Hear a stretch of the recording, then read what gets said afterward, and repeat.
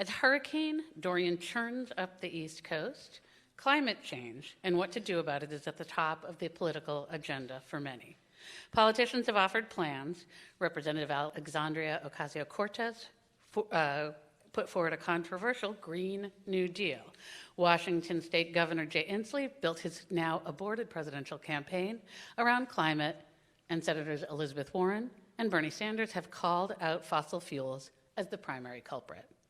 Our guest today, Cecil Roberts, president of the United Mine Workers of America and a vice president of the AFL-CIO, says some critical people have been left out of the conversation.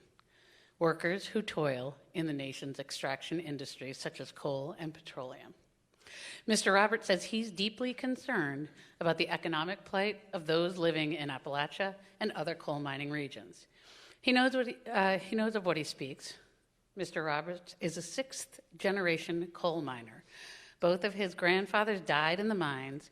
He grew up in a United Mine Workers household on Cabin Creek in Kanawha County and became a miner after serving in Vietnam in the 1970s. He has led UMWA members on strike, sat across the table from the Bituminous Coal Operators Association to hammer out contracts, and fought for health care, pension benefits, job security for his members, and all workers. Mr. Roberts is a graduate of West Virginia Technical College, and he rose through the union ranks to become president of UMWA in 1995. He succeeded Richard Trumka, who was elected secretary-treasurer of the AFL-CIO and now is the Labor Federation's president. He's been a guest here at the Press Club as well. Please join me in welcoming UMWA President Cecil Roberts to the National Press Club.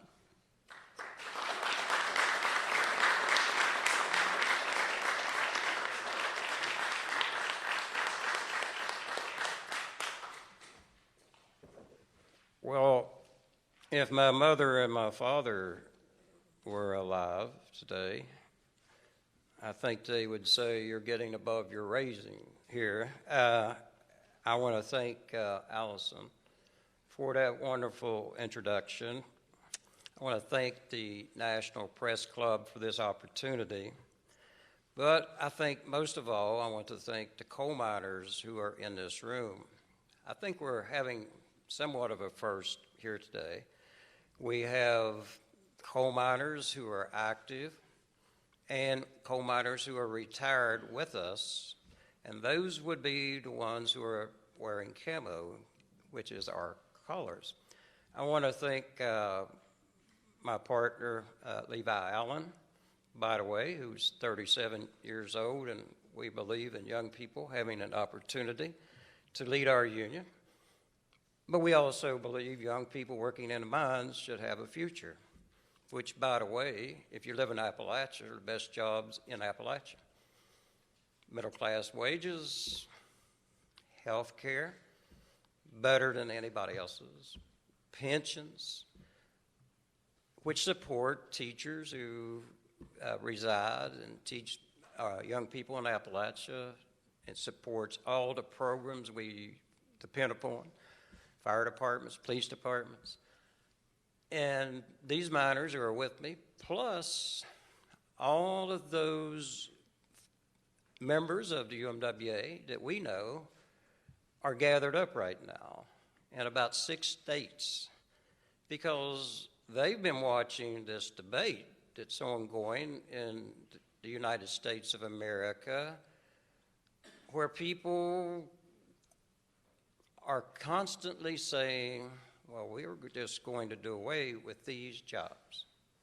So these miners who have families at home, these retirees whose pensions are at risk, which is about 100,000 people, most of them in Appalachia, are worried about this ongoing debate.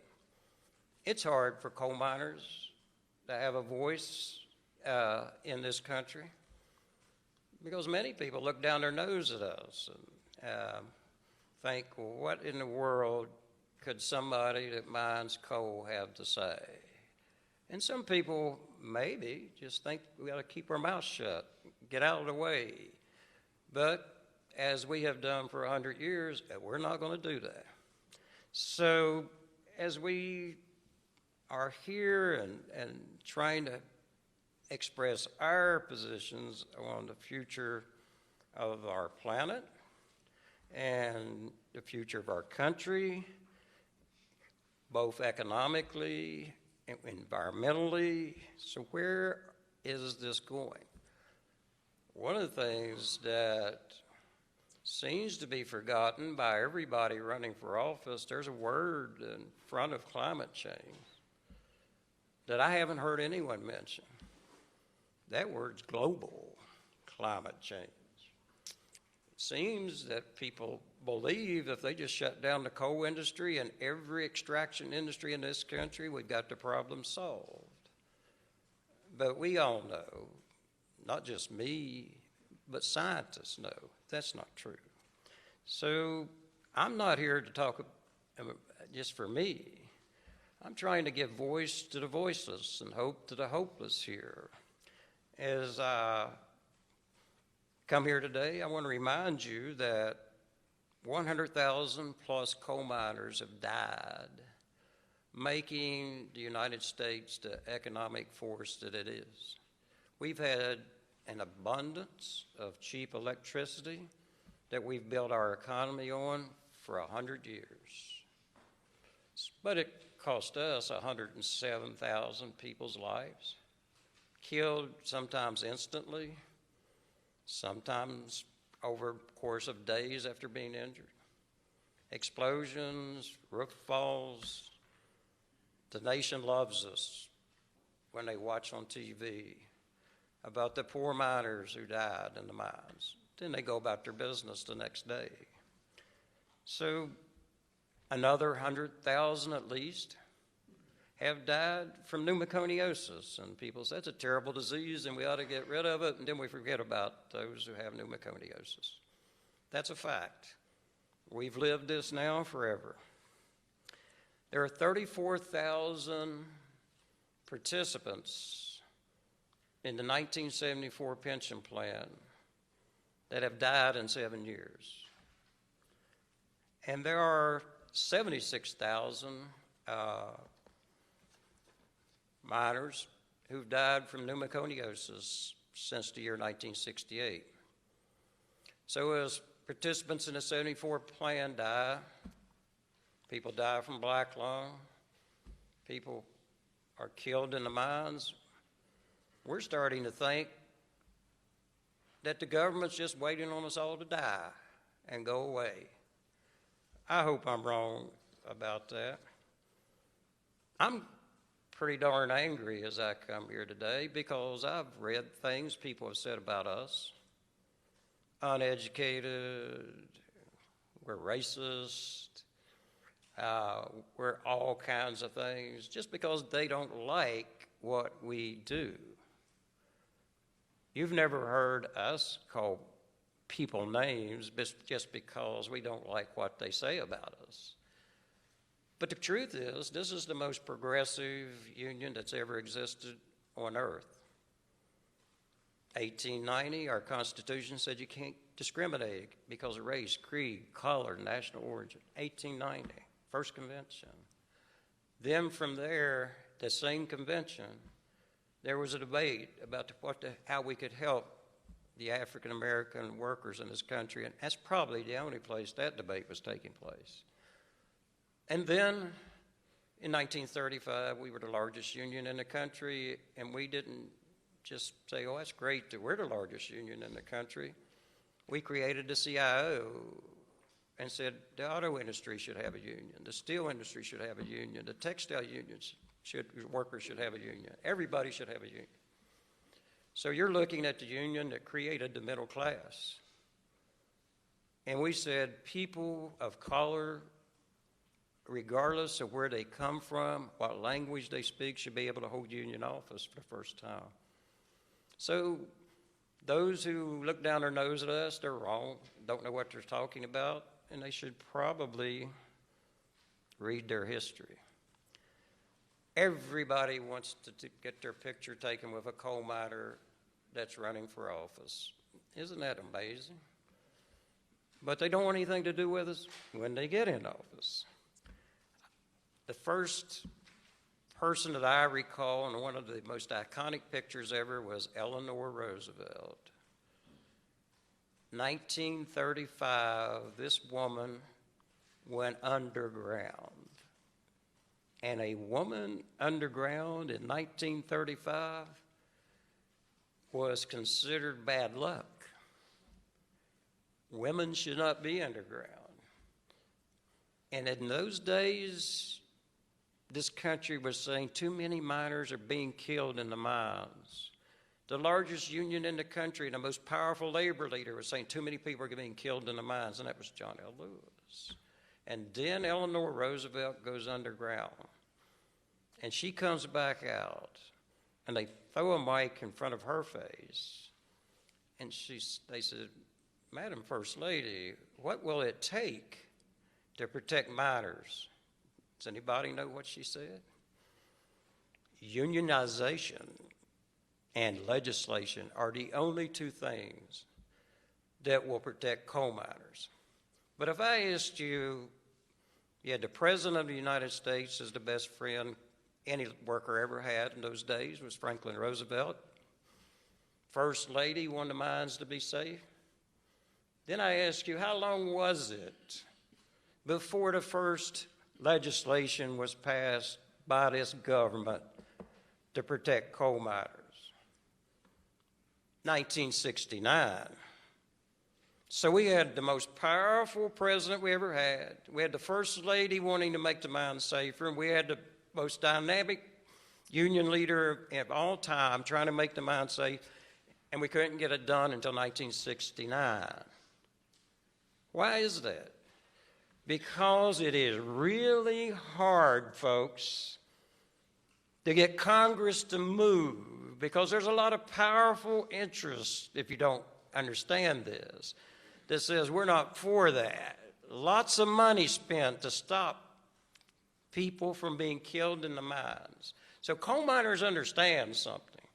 When people tell us, we're going to pass legislation, and you're going to have the best jobs in the world, they're going to be union jobs, don't worry about anything, your pensions will be saved, and your health care, we don't believe it.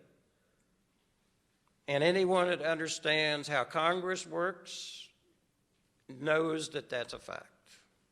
So when people keep telling us how wonderful we're going to have it, we've got many reasons to believe that's not the case.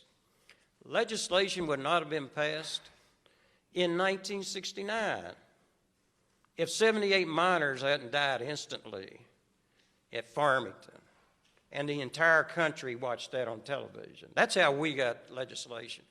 People across this country in Florida and New York and California for the first time said, I can't believe there isn't legislation that protects miners.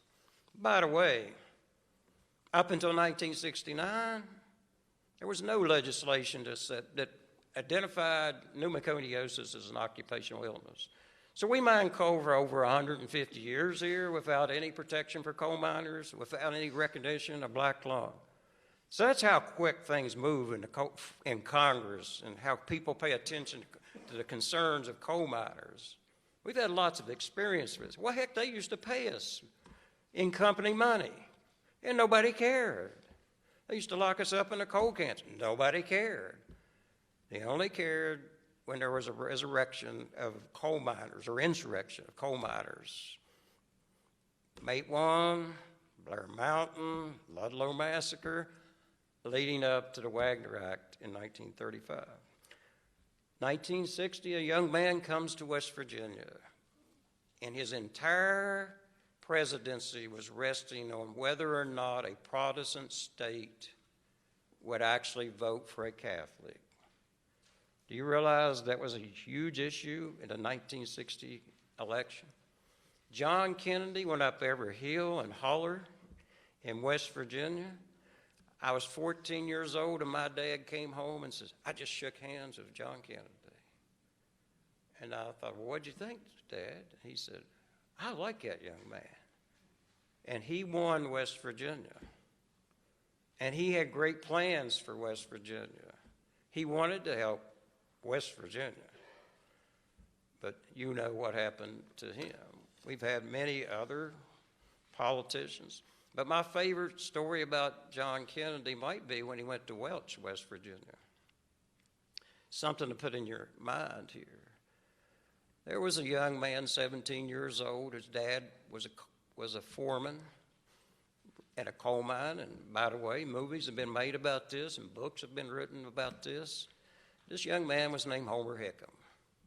He's down in busy Welch in 1960, and there's John Kennedy making a speech that nobody's listening to. So Homer, being an inquisitive young man, and was fascinated by Sputnik, and he even went out to make sure he could see it as he went over the mountains of West Virginia. And he's standing there listening to John F. Kennedy speak. And John Kennedy says, anybody have a question here? And Homer, son of a coal miner, says, I do. And John Kennedy said, well, young man, what's your question? He said, what do you think about putting a man on the moon? And all the miners laughed, and John Kennedy laughed about how ridiculous that question was. We know what happened. John Kennedy started the space program. And do you know what happened to Homer Hickam? Rocket scientists, right out of the hills and hollers of West Virginia. So our state tore down one of the barriers of prejudice in this country. No matter where you went to pray, we were okay with you if you could do something for Appalachia.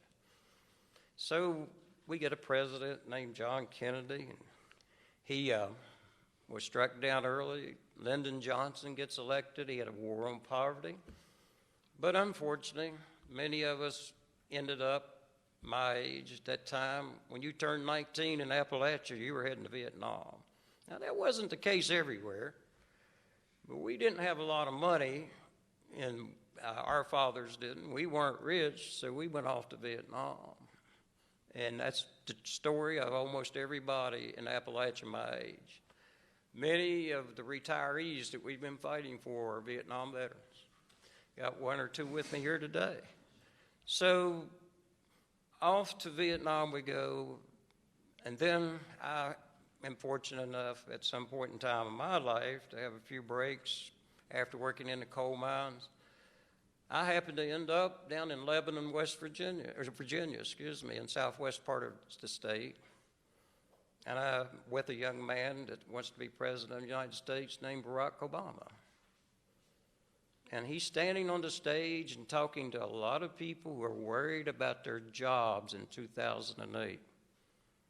And Senator Obama said, if we can put a man on the moon, something John Kennedy started, we can learn how to burn coal cleanly.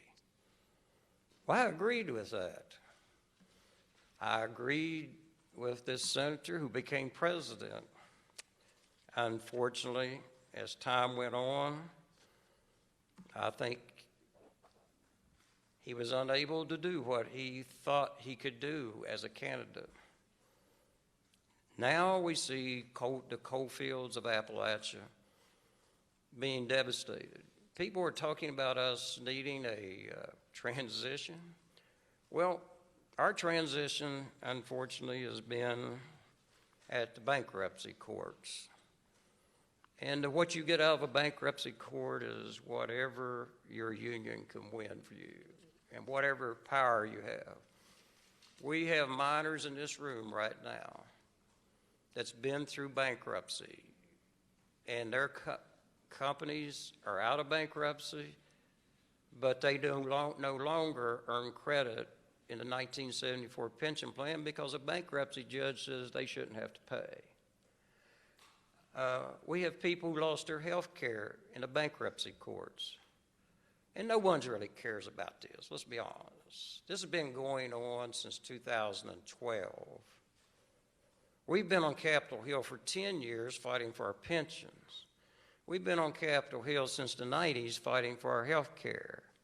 And we do have friends on Capitol Hill, but we don't have enough friends. So what happens? It's a fortune spent out of the Union Treasury trying to protect these benefits, both pensions and health care. And now people are saying, it's going to be better. We're going to pass legislation. It'll be just like that. It's not going to happen. So what we probably would submit to folks who are wanting to be president of the United States, whether it's Donald Trump or any of the candidates running for office, first of all, let me say, coal's not back. Nobody saved the coal industry.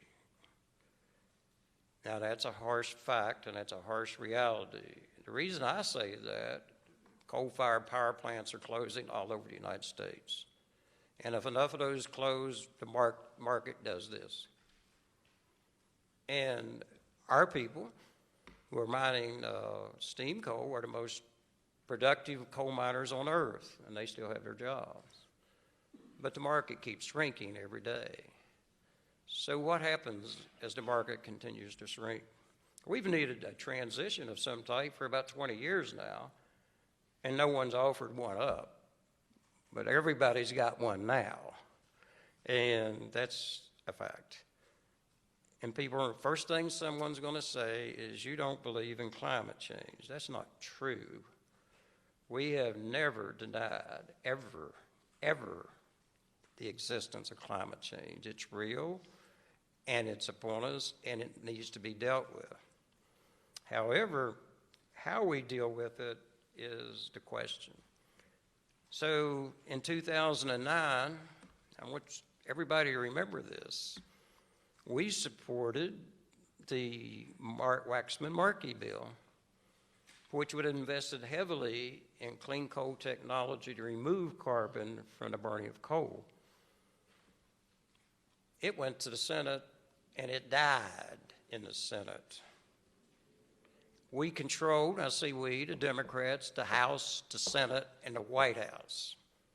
All three of those governments that we depend, 8 parts that we depend on, both houses of the Congress and the White House, and it died in the Senate. Many of my friends who were in Congress at the time lost their jobs over that. So when people say, all we need is more Democrats or more people here or more people there, we've been down this road, and this failed after many people putting their careers on the line.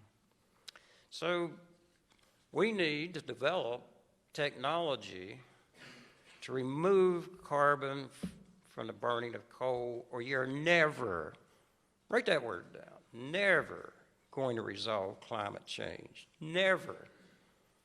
Why is that? Well, let's think about that. There are 1,600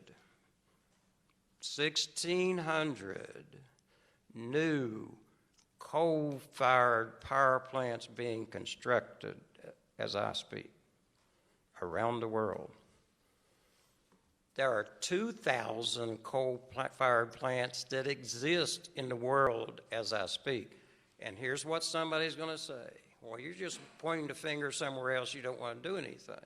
No, I'm telling you what you're doing doesn't work. How are you going to get China, who has probably 5 million coal miners, 52,000 in the United States, 5 million in China, 7 million coal miners in the world. And the only thing I hear people talking about who wants to be president is how they're going to save all the coal miners in this country or get rid of all the coal miners in this country. Do it tomorrow. You still are not solving climate change. And somebody's going to say, oh, China's doing all these things. Let me explain something to everybody. We're dealing with facts here. This is real. This is what exists. If you were in a court of law, this would all be the truth that a jury would have to decide, right? This is a fact. China burns around 4 billion tons of coal every year. How much? 4 billion. Let me tell you what China's doing. And people say to me, well, we've got to do all these things in this country so the rest of the world will follow. You are telling me that China cares about what we do. I hate to say this, but we have a disagreement. China, by the way, manufactures all of the technology that we are rapidly trying to install on rooftops. That's a fact. We are rapidly doing that, and China says thank you this morning to the United States because we don't make it here. We have this belief we shouldn't make anything here. Why aren't we manufacturing solar panels in the United States? The jobs of installing these solar panels pay around $20 an hour. So coal miners, you need two of these jobs once you lose the one you have now, which is not ever talked about. And by the way, I understand somehow, magically, if certain people get elected president, they're going to make those union jobs and they're going to require them to pay what you make now. I don't believe that. I just can't make that work in my mind, that somehow somebody can be president and go to Congress and say, we're going to manufacture solar panels here, they got to be union jobs, or they can't exist, and they got to pay what coal miners make. Not going to happen. Why don't we just say, we're going to do away with your jobs, and you're going to have two jobs for the jobs you got now, and that would be more closer to factual. Now, last year, the world consumed 7.5 billion tons of coal. You know that global word that nobody talks about? That's what global did, okay? Consumed 7.5 billion tons of coal.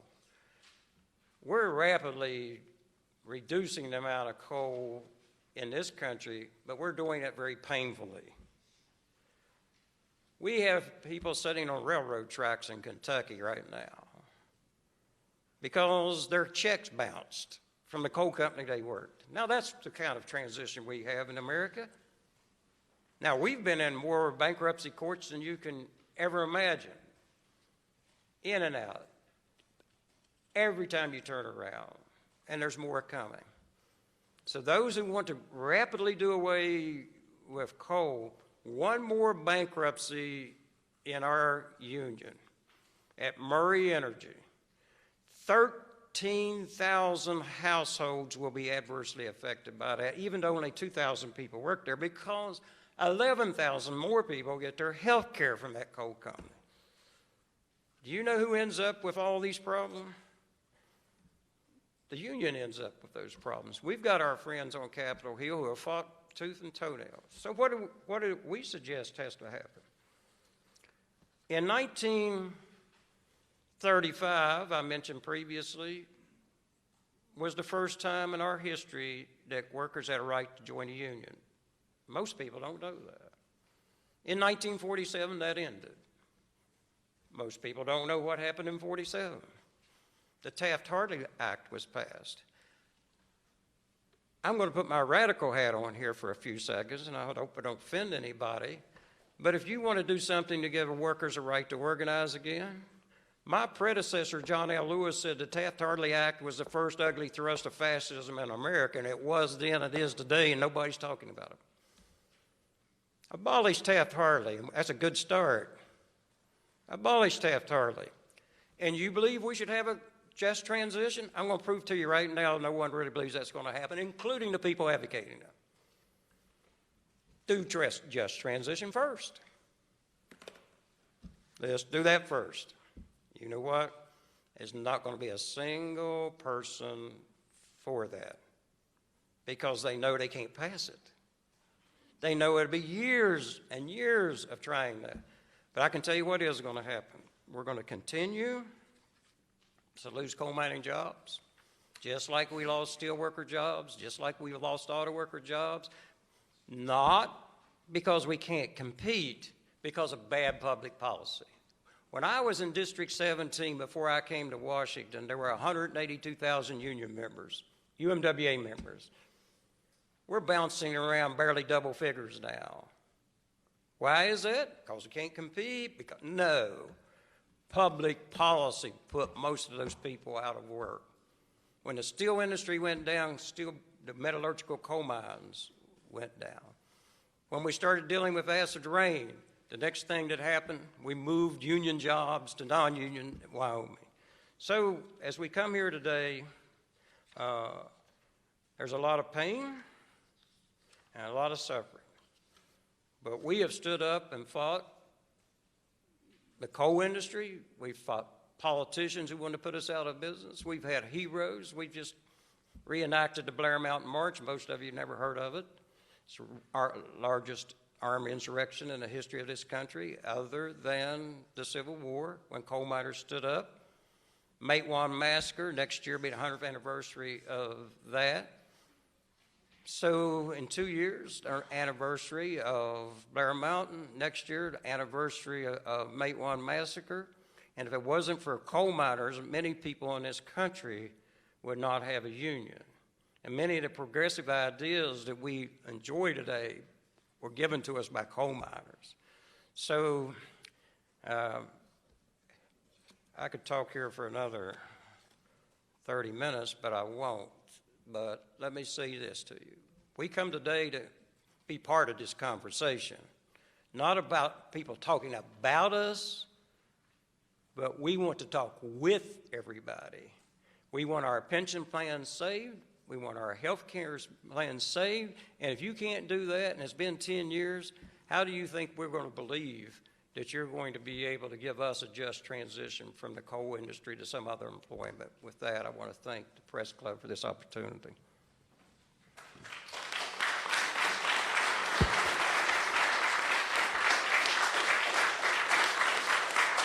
Thank you very much. Again, I'll go to questions from the journalists in the room in a moment, so please wait for the microphone, and when the microphone reaches you and I call on you, please say your name and your journalism outlet. But I have one question. You mentioned a series of problems: one, pensions, health care, mine safety, health care of benefits for workers who have black lung.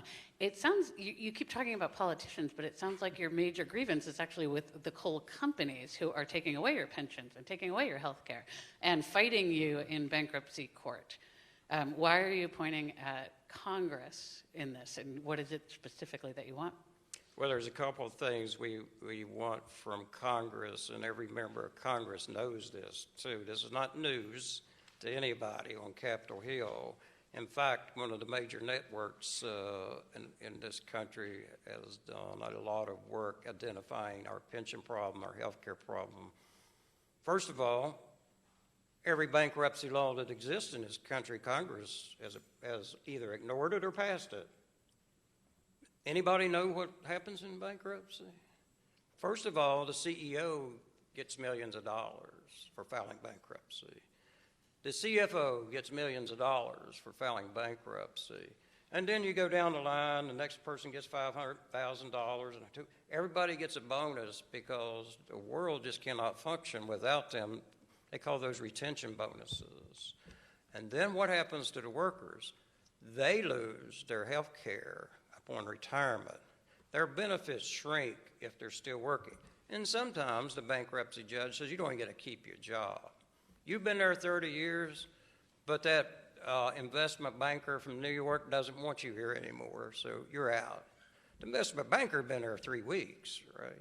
You get in line last. Congress has known this forever and has done nothing about it. And we've been on Capitol Hill, not just us, but every major union in this country saying we need bankruptcy reform. So anything that's happened in bankruptcy, I hold those elected officials who could have done something about this accountable for that, number one. Number two, we lost our health care in bankruptcy. And we went to the streets about this. There's a lot of conversation in the labor movement, and I love the young people who are out there, even if they don't agree with us. We need young people in this movement drastically. But the most militant people and the folks who've been out the most are not these young people. It's these retirees from United Mine Workers who've been to St. Louis over and over again at 10,000 a clip. Been to Columbus, 10,000 people there. Largest demonstration in West Virginia in 40 years by retirees. And they won their health care first of all, $400 million that we convinced Peabody and Arch and Patriot to give us. And you know what we told the bankruptcy judge, and forgive me for my language, when the bankruptcy judge says you don't have health care, you don't have there's 52 issues here in the contract that we're going to impose upon you.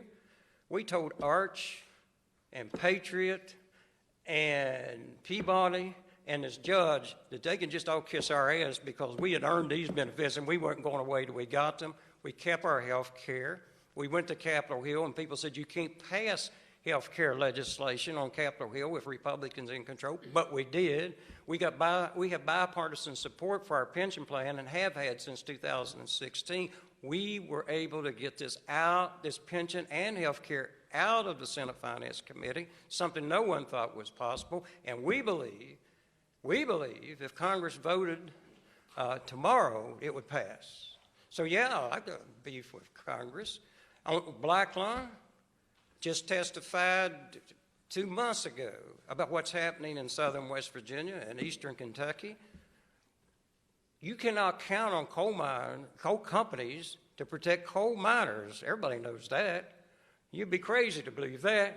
I don't no offense to any CEO, but we didn't get legislation until 1969, and we need legislation right today to protect those coal miners who are getting pneumoconiosis in southern West Virginia and eastern Kentucky and southwest Virginia. It's silica. Everybody knows it's silica, and people are dying and sick in their 40s. You know what the cure is for the most advanced stages of black lung?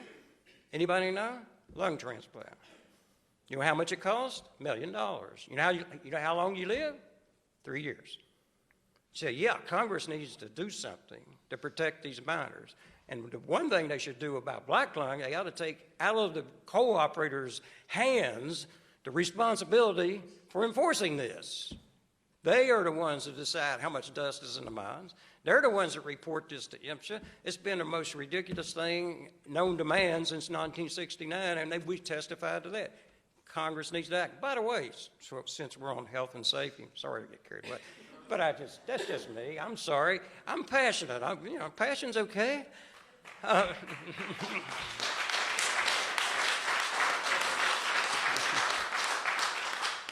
By the way, how many of you remember in 2010 when a mine exploded down in southern West Virginia and killed 29 men, the youngest one being 20 years old? And do you know what Congress told us 10 years ago? Well, we got to really examine this to see what happened. They knew what happened then. They know what happened now. They've done nothing. There's not been one law passed, not one word to protect coal miners after 29 people died just like that. And I knew many of those miners. I was friends with the Davis family, and they lost 3 people out of that family in that. And we sent one person to prison. Now the federal courts are thinking about exonerating him, which is the most absurd thing known to man. Oh, I cleared that up. Just wait for the microphone.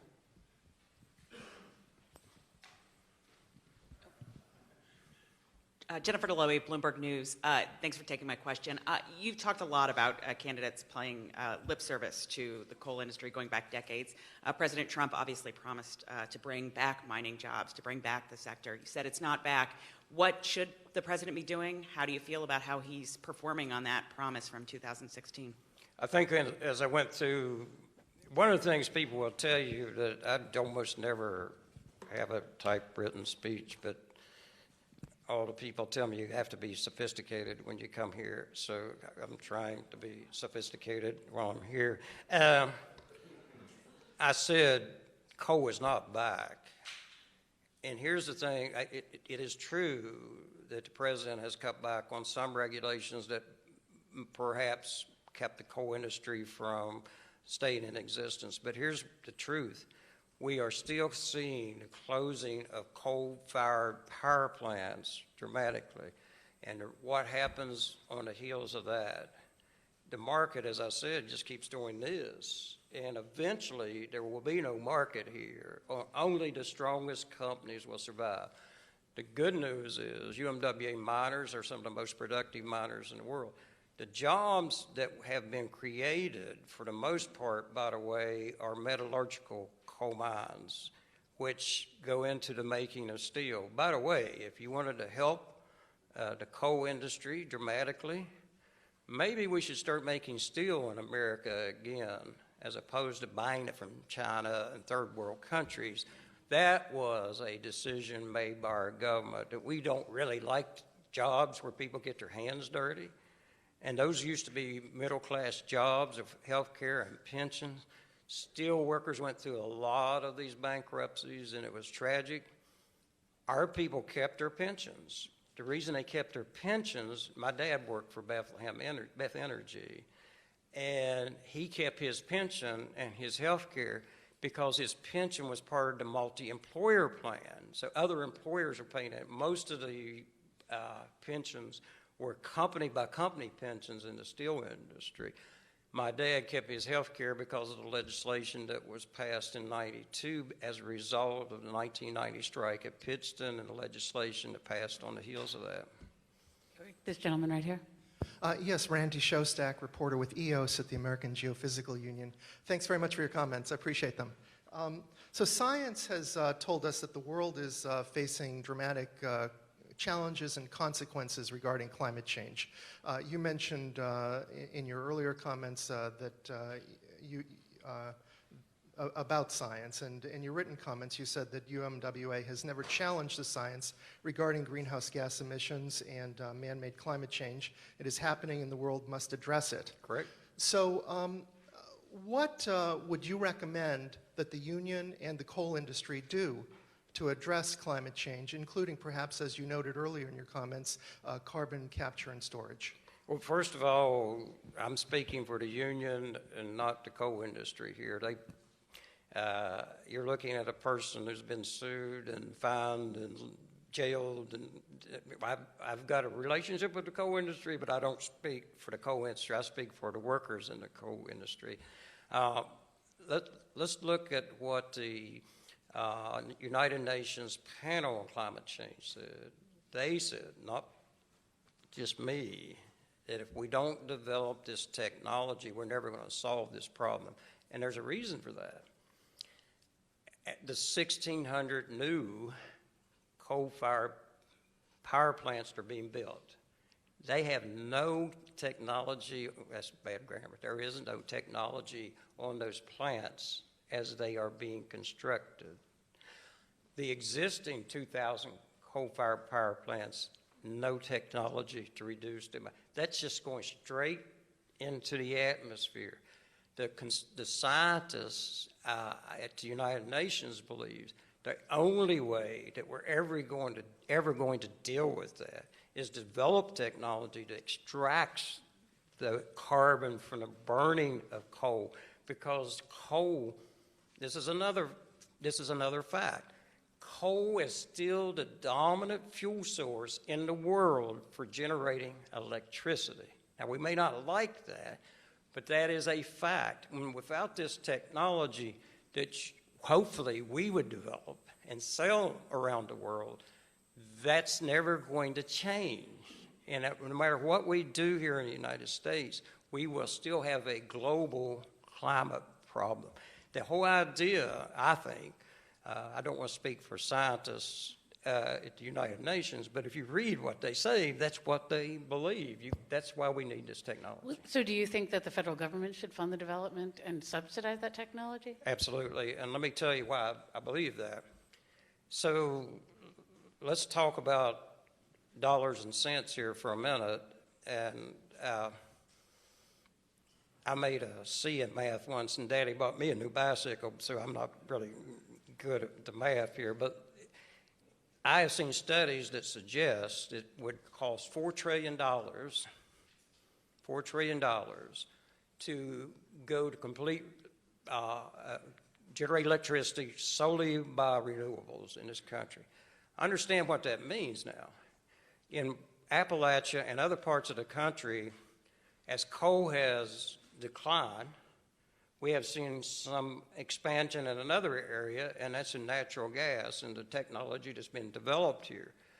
Many coal miners who lost their jobs found union jobs putting in pipelines for natural gas to generate electricity. Thousands and thousands of those jobs. Now, I understand what we're saying here. If we do what folks are suggesting, we go complete renewables, all of that would go away. We'll just stop doing that. We'll start all over, and we'll go to complete renewables in 10 years. So all those people that have those jobs now would lose those jobs, and that's why many, I don't want to speak for anybody else, but many in the building trades have similar thinking to us with respect to that. Yes, if we're going to spend $4 trillion to change how we generate electricity, let's spend $8 trillion, and I'd almost guarantee we'd get the technology to solve the world's This problems. gentleman right here. Jan Petalski with 100 Days in Appalachia. You said that the union invited all of the Democratic candidates to come out and talk to the miners. Could you tell us who accepted so far? I don't have the list, but I can tell you, at the time we sent the letter out, I think almost every candidate implied or indicated they would be interested in this. All of what I would call, I don't want to offend anybody, but the top tier candidates responded in a positive way. Now, here is a problem we have, so we can be clear about this. As you might guess, coal companies are not excited about having people who may disagree with them in their coal mines. So we're going to have a little bit of a struggle with that. One of the things that we're very serious about this, and we want all the people who may someday be president. We had a meeting at breakfast. I said, look, someday, the way things look now, if you believe the polling, there is a chance that one of the Democrats will end up being president of the United States. And we want whoever's the president, including, by the way, I have one comment I'd like to make towards the president right now, and it's not bad. But we want every candidate, would-be candidate, anybody who may become president understands the plight of the coal miners and what this is doing to Appalachia. Appalachia is struggling mightily, even maybe more so than years past. But what I would suggest to you is there's been interest shown by the top-tier candidates that are running for office, and we hope they take us up on this. But I think the President of the United States, who has repeatedly said he loves coal miners, you know, if he just tweeted, I mean, just make us 15 seconds of his day, that he felt that coal miners who were entitled to a pension should have it, I think that might be enough. And I'm not, that's a positive thing. I'm not being critical of the president by saying that. I'm pleading with him to do that. And I'm, you know, I know the difference between me and some other, I know so many of these people. I mean, when you've got 34,000 people passed away and you've been to a lot of their funerals, you know their widows, you know their kids, and you know where they live. That's a world of difference than maybe having millions of members all around the United States and Canada. We're confined, in most part, to Appalachia. We all know each other's families. This is really heart-wrenching for us to watch this happen. The good news is they died with the best health care in the world. The bad news is they died worrying themselves sick about whether their widow is going to have a pension to live on. So I'm asking the president today to consider tweeting for the coal miners of this country. Can I ask a quick follow-up?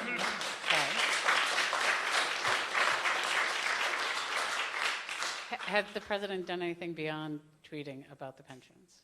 He hasn't tweeted. Oh, I thought you said he had. So he hasn't. I'm happy with a tweet. Okay. Hi, I'm Penny Starr with Breitbart News, and I went to an opening 2 years ago of a coal mine in Pennsylvania. I think there's been others that are technologically advanced to cleaner coal production. And also, according to the Bureau of Labor Statistics, the employment has remained pretty steady. It was plummeting, and in the last 2 years, it's remained steady, not falling as fast. Can you comment on that, please? I think if I wasn't clear on that, let me give it a try. What's happened is that the drastic reduction in the number of coal miners in this country has tapered off, but most of the new jobs are in the metallurgical coal fields where we ship coal mostly to other countries to make steel. I wish we were still shipping it to Pittsburgh to make steel, but we're not, because a lot of my brothers and sisters and steelworkers had jobs in those days, and they've gotten some jobs back here recently. But most of the growth and what has allowed the employment level to stay fairly stagnant here, as opposed to dropping. We're about 52 to 54,000 coal miners in the country, somewhere in that neighborhood. But remember, there's 7 million in the world, okay? And of course, I'm standing up here worried about the 52,000 that we have, okay? But it's tapered off. And we haven't had the drastic reduction, but we have had coal-fired power plants closing rapidly, which is steam coal. It's this metallurgical coal that's allowed these numbers to stay where they are. But yeah, I hope that answers your question. This gentleman right here. Hi, Cecil. Ian Colgren with Politico. How are you? Good. You mentioned in your opening remarks the situation at Black Jewel right now. Yeah. For those who don't know, the miners have been camped out for weeks on the train tracks because they weren't paid when the mine shut down. The administration did file a brief in bankruptcy court saying that the coal should be treated as stolen until the miners are paid. What else should the administration do, not only to help these miners, but to use this as an opportunity to rethink its approach to prevent this from happening again at mines that are in similar situations? Well, let me just point out that Senator Manchin not only has been fighting for retirees' health care and pensions, he has a bill pending in the United States Senate dealing with bankruptcy, and I forget the Republican that's on that right now, but there's a bipartisan bill. Now, what we need is bankruptcy reform. We don't need miners not to get paid. Our current law basically says, I'm practicing law here now. Our law now says that wages are at the front of the line, if you're owed wages, but that's not happening here because of the speed that's happening, that this is moving in bankruptcy court. No worker should be paid on Friday, go to the bank and deposit that check and start paying his or her bills and find out the check bounce that they received from their employer. Then go back to the employer and find the employer is gone. Is that really the way our country should be working? How a Democrat, a Republican, a liberal, or conservative could look at that situation and say, yeah, that's okay. That's just not right. And I don't care where you come from or what kind of accent you got, like maybe I do here, but that's wrong. And we should take whatever steps are necessary to fix it, and it's really bankruptcy reform. Right up back here. Yeah, Isabel Jacoby, Swiss Public Radio. I also have a question regarding the Harlan County protest. How important is this protest for the coal miners in general?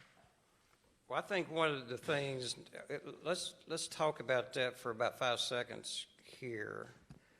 Unfortunately, these miners don't have the benefit of a union. However, our people who are in the union in that area have rallied around those folks.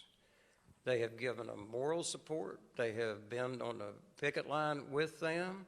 They've done everything they could possibly do to lift up those folks. I know an attorney that's been trying to help them, who is a very progressive attorney. He sees a wrong, and he's tried to, what's that Bobby Kennedy said? He saw a wrong and tried to right it. Folks know when they see something wrong. I mean, if you are walking up the road and you see somebody that's beaten up, you know they need help, right? These miners are sitting on a railroad track, and they've been doing this for weeks now. That speaks, you know what that does? That speaks terribly to about all of us. It speaks terrible to the laws in this country. It speaks a terrible image, I think, around the world for somebody to be sitting on railroad tracks because their checks bounce. And these people are just gone. I'm talking about the employer. They're just gone. And there's nothing being done, in my opinion, to help these miners to the degree that should. And the only thing that's going to stop this in the future, we ought to be up on Capitol Hill right now as the Democrats and Republicans and having a conversation about this and say, do we have people on Capitol Hill that think that's all right? Who are they? It just can't be right. That needs to be fixed. Sorry for that. Hi, it's Courtney Schlisserman with Argus Media.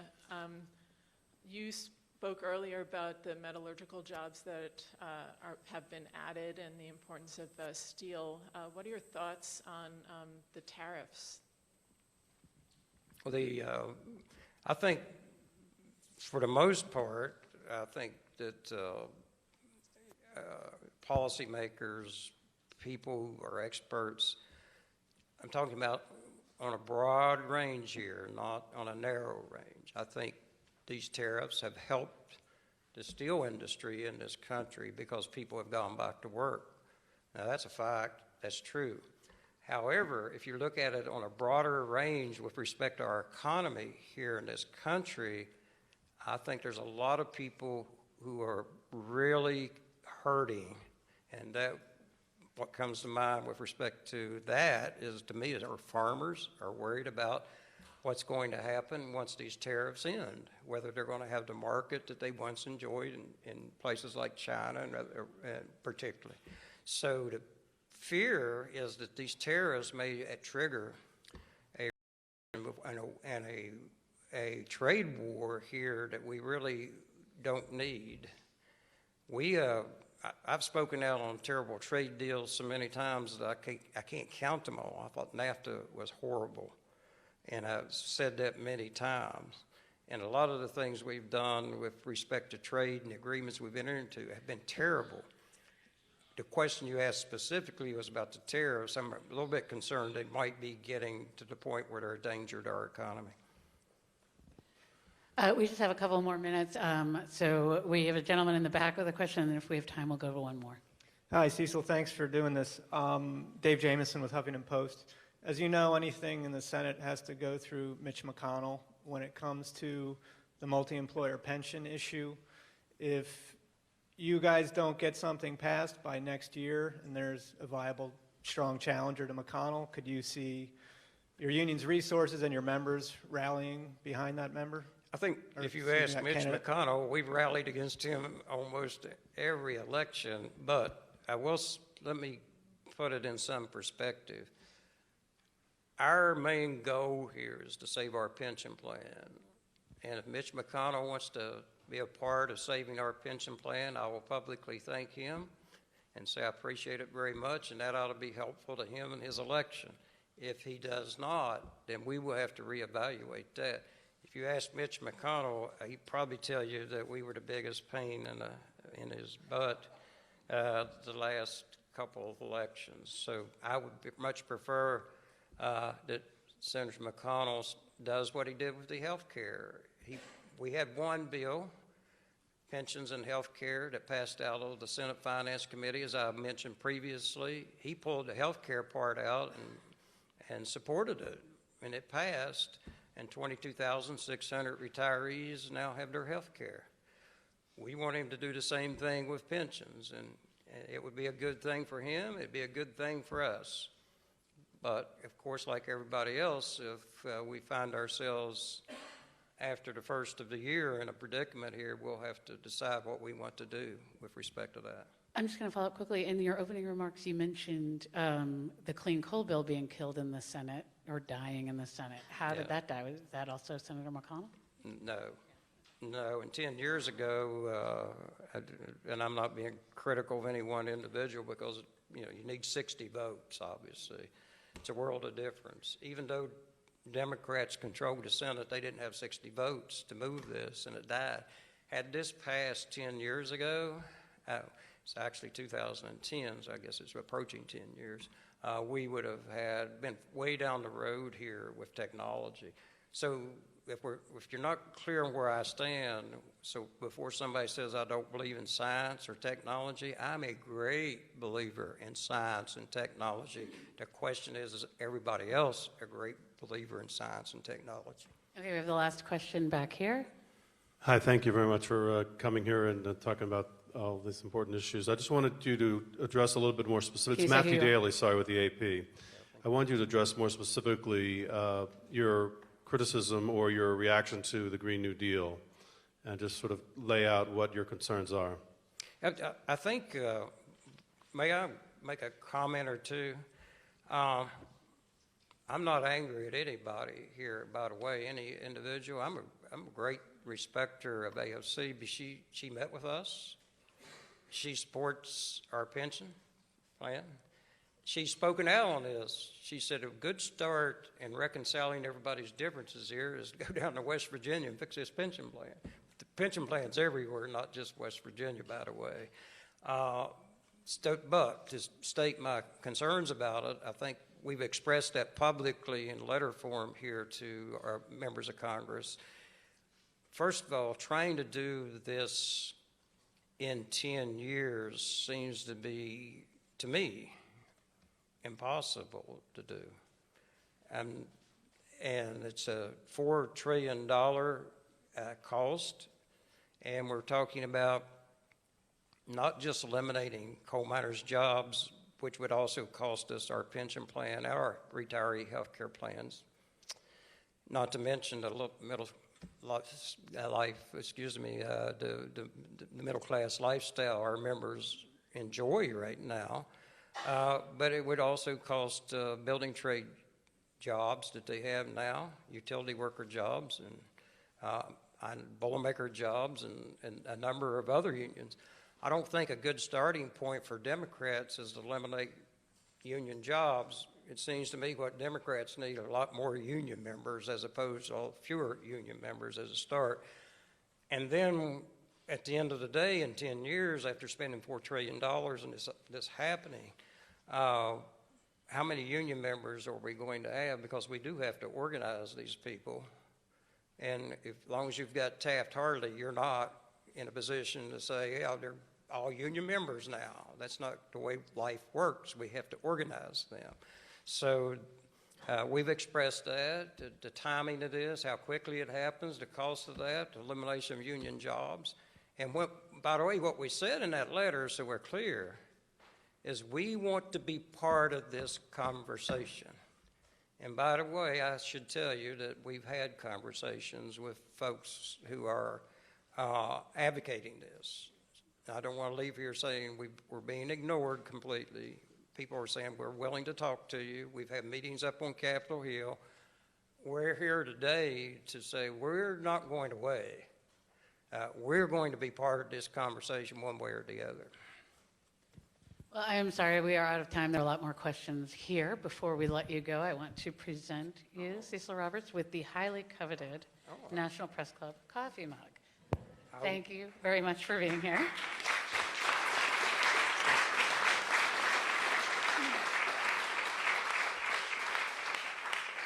I would tell you I've been wanting one of these since I was a kid.